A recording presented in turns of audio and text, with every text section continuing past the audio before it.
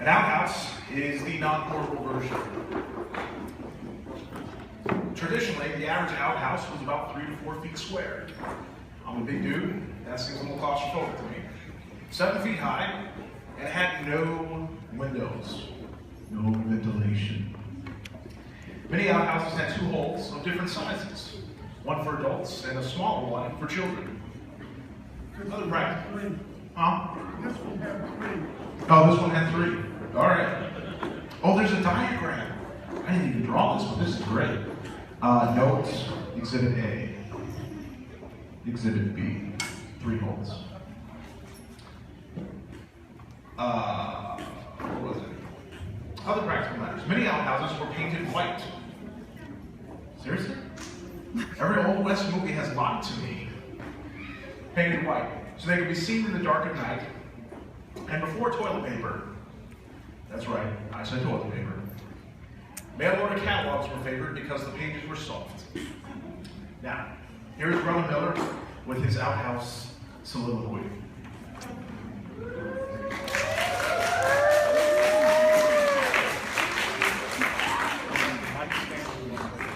Don't go shutting off too many lights.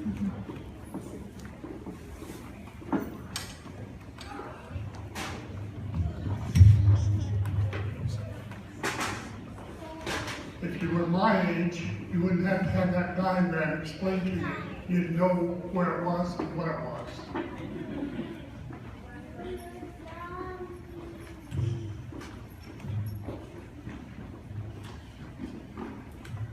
Ma tried to wash her garden slacks, but couldn't get them clean. So she thought she'd soak them in a bucket of benzene. It worked all right. She wrung them out, then wondered what to do with a bucket full of high explosive residue. Somehow she didn't like to scatter it around because Grandpa liked to throw his lighted matches on the ground. She didn't want to dump it down the kitchen sink, and what the deuce to do with it, poor Ma just couldn't think. When nature seemed to take its course down the garden lot, she spied that sacred edifice on a solitary spot. Palace of necessity, the family joy and pride, enshrined with morning glory blinds and graded seats inside. Just like the cabin door box found occupied by 3, but in this case, the E-A-R was spelled B-A-R-E.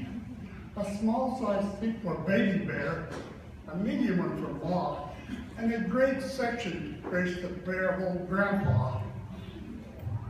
It stood beyond the garden lot, 20 yards or more, but hurrying feet had beat a path straight to that swinging door. Its architecture was a type of simple classic art, but in the tragedies of life it played a leading part. We had our cozy gardens that women loved so well. I loved them too, but still, there was that stronger smell that filled the evening breezes so full of home and cheer, and told a night or taken tramp that human life was near.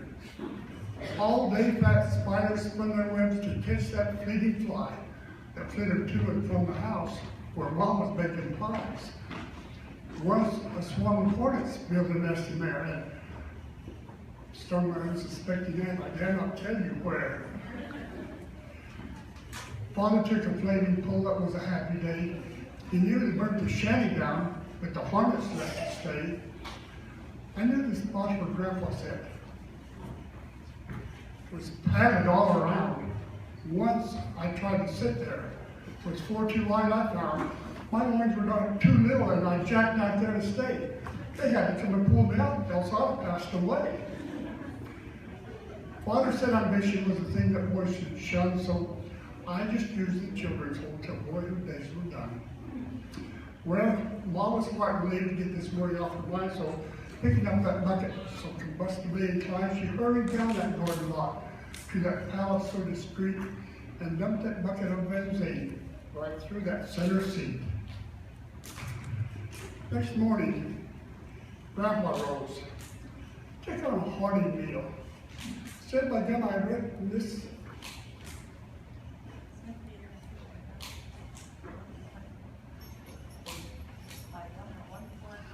By gum, how wonderful upfield, knowing if I ain't about as fresh as paint, the day will be complete with just a quiet session on the usual morning seat.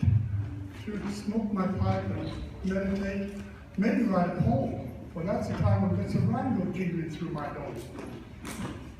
I sat down with my first special seat, one shiny by his age, looking like Walt Whitman, just a silver whiskered sage. He filled his corn cob to the top and packed it tightly down. He reckoned of a perfect day. He reckoned this could crown. He lit the weed, it filled his need. It was so soft and sweet. And then he dropped that lighted match right through that center seat. His little grandchild Rosalie called from the kitchen door. "Oh, Ma, come quick, there's something wrong. I hear a dreadful roar. Oh, Ma, I say a shot of flame. It's growing higher and higher. Oh, Mommy dear, come quick, I fear our comfort cot's caught fire." Now, Ma was filled his horror with his words from Rosalie, for she thought of Grandpa's matches in that bucket of benzene. So down the door and geared on high, she ran with all her power, for regular was Grandpa, and she knew this was his hour. Now, grasping Rosalie looked into the flame. A roaring, soaring furnace now, perhaps so red was fire. As twain they expressed their grief, they heard a hearty cheer. Behold, that old rough stone sat squatting in the duck pond near. His silver whiskers singed away, a gosh almighty wreck.